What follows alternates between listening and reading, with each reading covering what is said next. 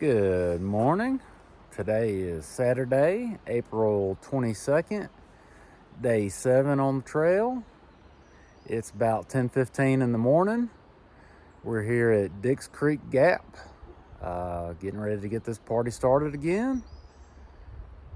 That storm came through last night. There was a lot of people at the hostel. I think pretty much full house. Just everybody trying to get out of the weather. And it came, it went, it rolled through. It was still hanging around a little bit first thing this morning, so everybody kind of took their time getting back out of here today. Some people took zeros and went into Hiawassee, Georgia, went into town. But I'm going to keep moving north.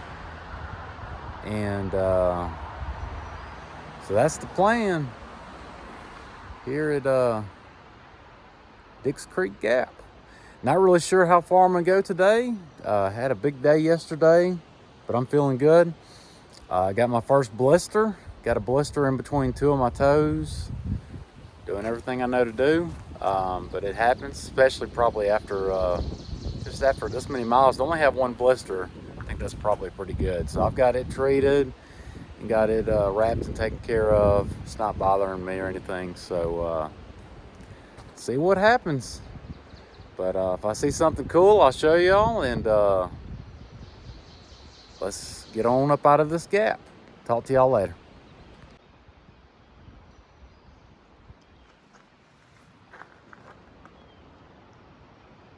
Chasing them whites. All right, so probably about a mile and a half in. We've already come up out of the gap. We're kind of on a ridge now. It's real pretty up in here. But it's damp. It's real damp this morning from that front, I guess. And a little chilly. I haven't checked the actual temperature, but anyway, it's cool, especially with the wind blows. But I've been hiking in these dudes. These are my rain pants, and I'm having to stop, as you can see. All this has got to come off. I don't think the temperature or anything like that's changed, but that's what happens when moving along this dude. So I'm gonna stop, take a break, and have a wardrobe adjustment. How about that? But this is what I get to look at while I'm doing it. Talk to y'all in a bit.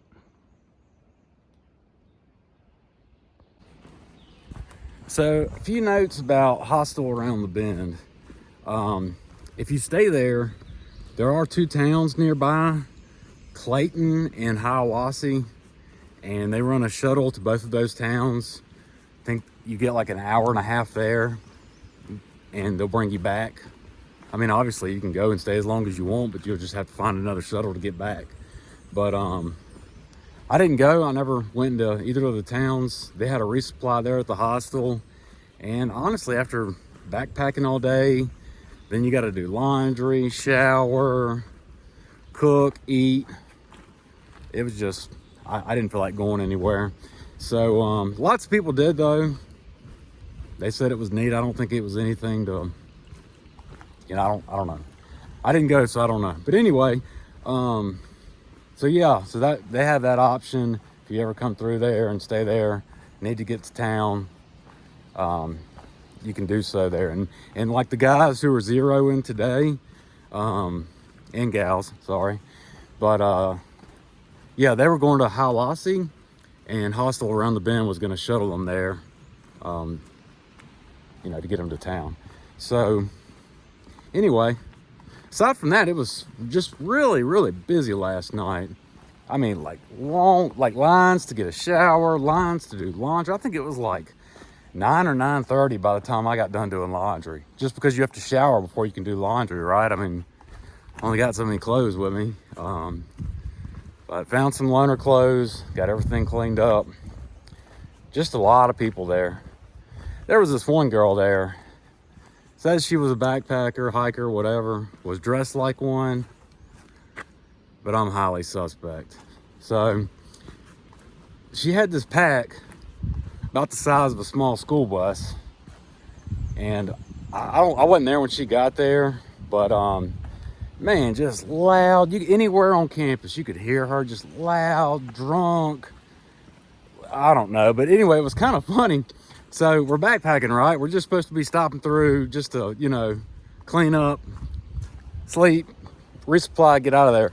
This girl's got like a sleeve of some kind of cookies she brought and wants to bake cookies for everybody. And just goes on and on and on about it. And then realizes that her sleeve of cookies it's not gonna be enough cookies for everybody. So then she's trying to figure out how many people are there and cut them down and have mini cookies for everybody. So whatever, I guess she finally gets it all figured out. They had an oven there, so she baked some cookies, and then she was going around all the hikers trying to pass them out, you know, and some people were taking them, but some weren't. But anyway, her approach was like, at least when she hit me, was like, hey, would you like a cookie? These are non-GMO, gluten-free, non-this, non-that, blah, blah, blah. Which is fine. I mean, you know, if that's what she wants to eat, great. But I just looked at her, and I wasn't trying to be rude. I was just tired. And I was like, look, unless that dude's got like 1,000 calories in it, I'm good. And she gave me the stink eye and went on her way. But anyway, just a hot mess, just like loud. So thank God I didn't stay in the same place, same bed or whatever last night. They had moved me to like, it's almost like a little shed with like some bunks in it, which was fine. It was great. They had some older guys in there, and man, they went to bed at like 9 o'clock. It was dark in there. It was quiet. There wasn't no nonsense going on. So it worked out great. But yeah. So that's what I remember about Hostel Around the Bend. That, and talked to Gordon this morning. Bought a Gatorade on my way out of there. And I was like, dude, you got any words of advice moving north from here? And he said, man, stay away from Carter Gap Shelter. All right, sorry about that. We're back. Came up on some people hiking out here coming my way. So, but anyway, yeah, he said stay away from Carter Gap Shelter. Like bad bear activity, people getting their food stolen every night. He was like, man, they're like professional bears out there. Apparently they've had a lot of practice. So I think if you have a bear can or a bear vault, you might be all right. But then, you know, one thing you got to consider with those is, yeah, they're not gonna be able to get to your food. That don't mean they won't kick the thing 2 miles away. So you still got to find it. But yeah, he was like, man, all the cable hangs, PCT hang, all that stuff. He was like, man, they got it all figured out. He's like, people are just losing it like every night. So anyway, that's not coming up today. Won't hit that today, but I will definitely be looking at far out moving forward, and I'll be avoiding that place. So, but yeah, it was neat, and a lot of cool people there. Just a whole lot of people there. Really more than the first night was fine. This past night, more than I cared for. But yeah. So I think it's like 40 miles to Franklin, something like that. So it's going to be a few days. Just out here, which is, I'm ready for it. So anyway, just moving right along, heading north. Talk to y'all in a bit. Oh, and in case you're wondering, I know I mentioned Line to Cook. So they have frozen pizzas and frozen burritos there that you can purchase. So you can throw your pizza in the oven or burrito in the microwave. So the first night, I just ate one of my backpacking meals because it was loaded with protein and calories. And I just used their microwave to heat up some water. And then last night, I had probably the biggest frozen burrito I've ever seen in my life. I don't know where this thing came from, but yeah, it was one of theirs that they sold there. It was awesome. And so I just popped that dude in the microwave. But yeah, there's like a line to use the microwave, oven. You can imagine. So it's a small place, and I think they were doing everything they could to get as many people in there, just because of the weather. So yeah, that's what I meant by line to cook. See you in a bit. Hey, so ran into Patrick again this morning. So he's back out here with me, and Grits had to go home. Grits has got kidney stones, so he got off trail early this morning. So sounds like we're gonna head to Muskrat Creek Shelter. We'll see what happens. Talk to y'all later.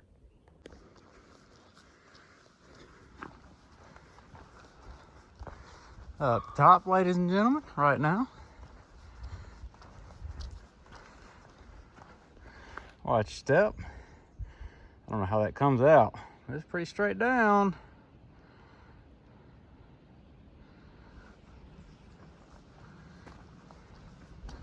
It's chilly today.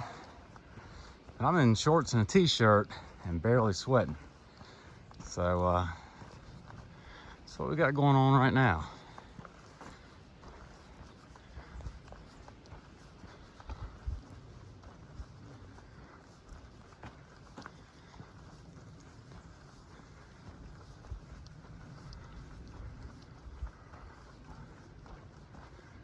All right, let's go. I know it's through the trees, but it is gorgeous over there. I must be hiking on the wrong side of the mountain. I need some of that sun. I'm sure I'll get plenty of it here in just a little bit when it's right on top of everybody. All right.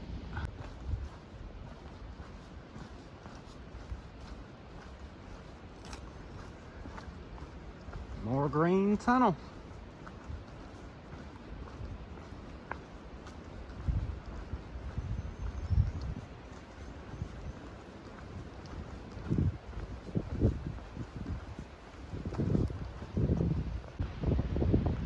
All right, ladies and gentlemen, we are in Plum Orchard Gap.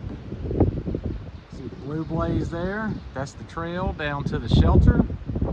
This is the last shelter in the state of Georgia on the AT heading north. There's the AT, keeps on, taking a little break here. There's a campsite down there, camp at. I'm not gonna walk back to the shelter, but Plum Orchard Gap. Another blue blaze side trail there, that's where we came from. There's the rig.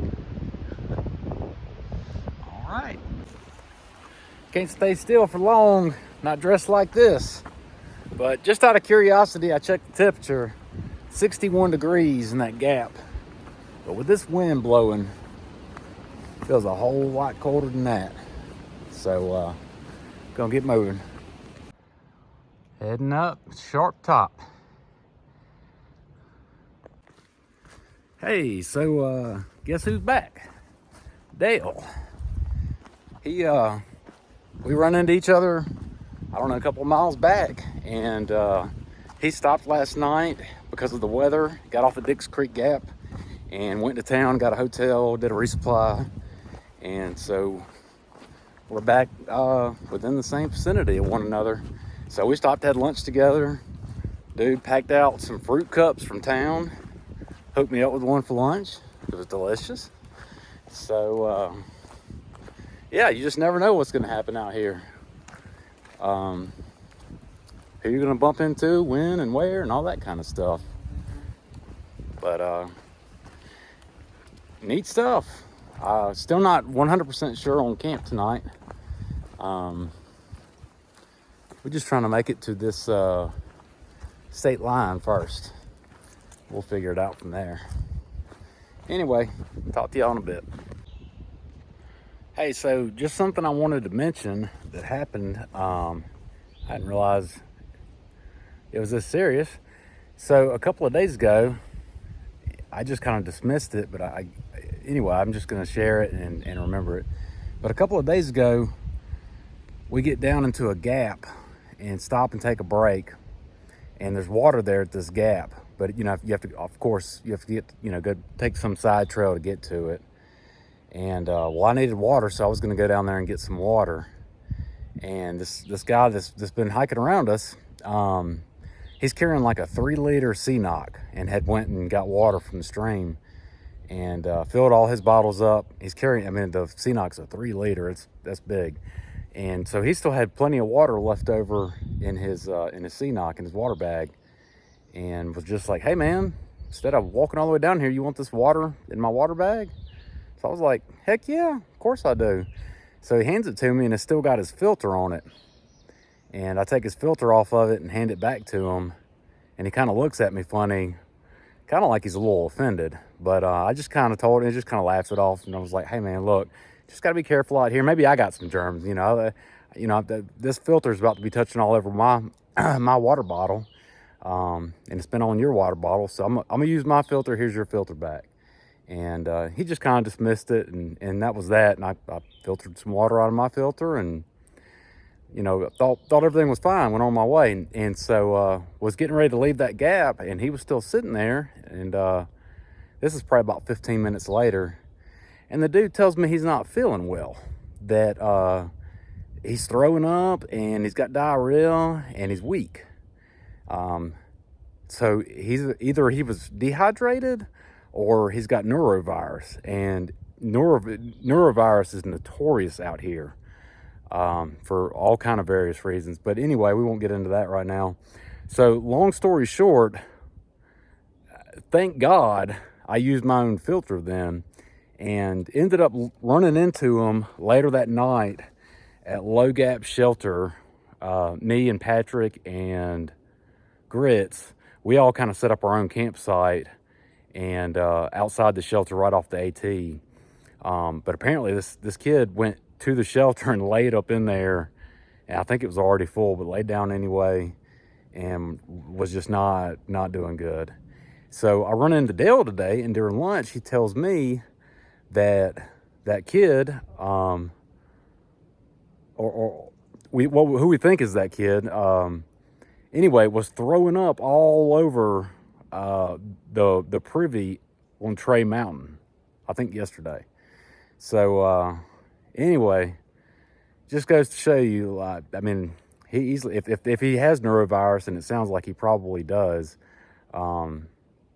easily could have passed it off to me, easily. So of course Dale was like, man, that dude needs to get to town, needs to get to a doctor or something, which I think it's just a virus that has to run its course. I don't know if there's any medicine you can take for it. But wow, dodge that bullet for sure. Anyway, just thought I'd share. Crazy stuff. Sure is pretty. In case you haven't realized or don't know, so when you're climbing to the top, it's not all straight up. There's like, you go up for a while, then you'll be on a little ridge. That's what we're on right now. Then you go up some more, and then sometimes climbs are longer, but there's usually at least one or maybe 2 or 3 of these on your way up to the top. So it's not all straight uphill. Also, in case you don't know, a privy is an outhouse. Fancy name for an outhouse, but that's what they call them out here. See, we're going back up. Talk to y'all in a bit.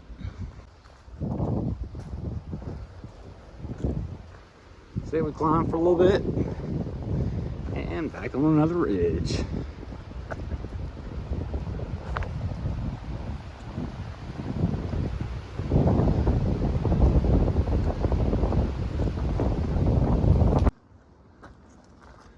There it is, ladies and gentlemen. Here we are.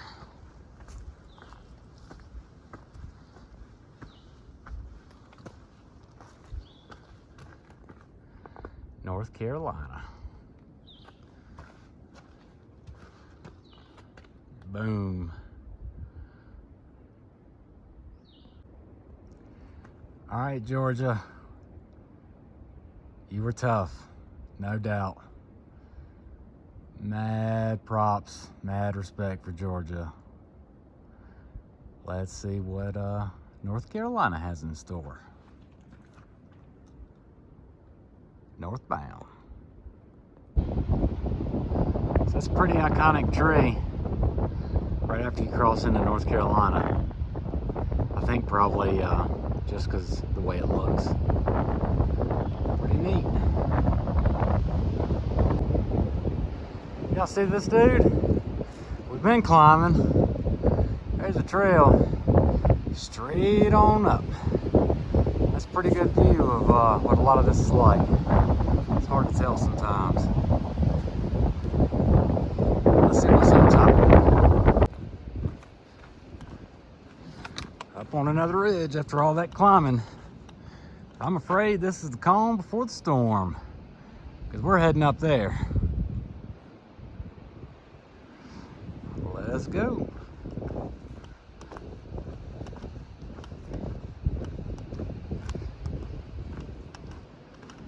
May not seem like it, but we're at like 4,300 feet of elevation right now.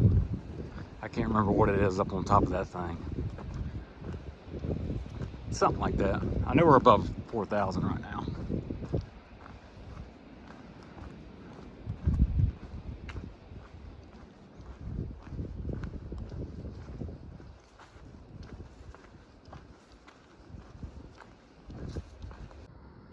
All right, folks.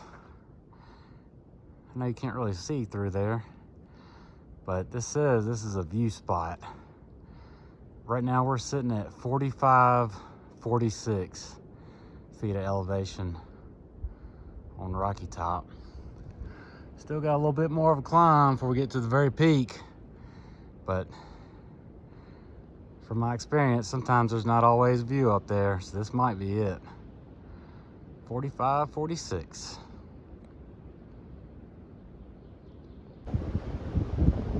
Here we go. Top Shark Top.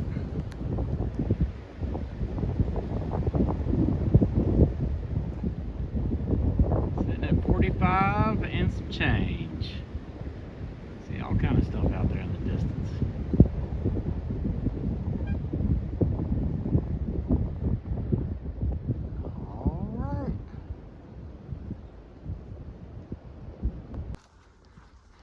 Kind of eerie, folks.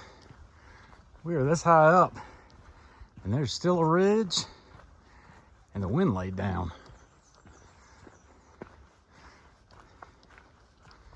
Now, you can see it goes up just a hair right there.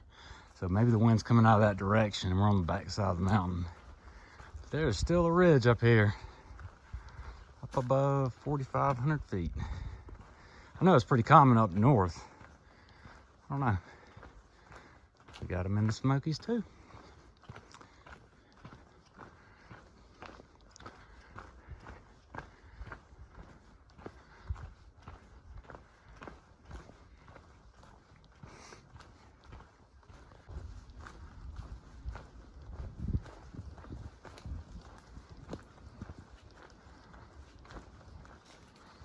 Got to get to the other side so we can go down.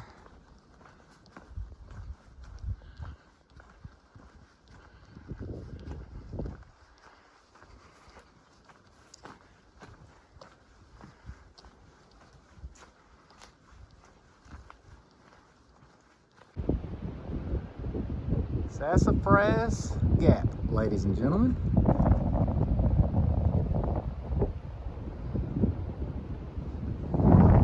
And if we're in a gap, you know what that means. Ain't one way to go. See it on a little bit. Time to get some water. Head to camp. When I said that's where we're going to, I meant eventually. That's still quite a ways away. Right now, we are going to Muskrat Creek Shelter.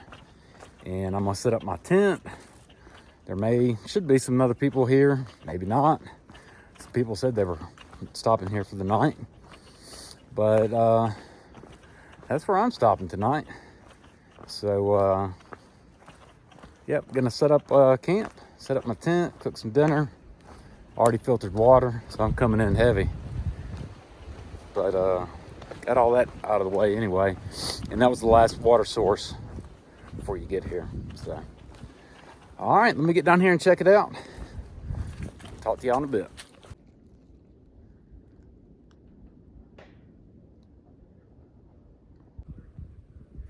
All right, ladies and gentlemen, that's a wrap on day 7. Went from Dix Creek Gap to Muskrat Creek Shelter for an 11.1 mile day and crossed into North Carolina. Pretty happy about that. Not sure about tomorrow yet. Patrick's here at camp with me tonight. There's a whole bunch of other people here too, but he's the only person I know. So about to make some dinner and see what happens. Talk to y'all later.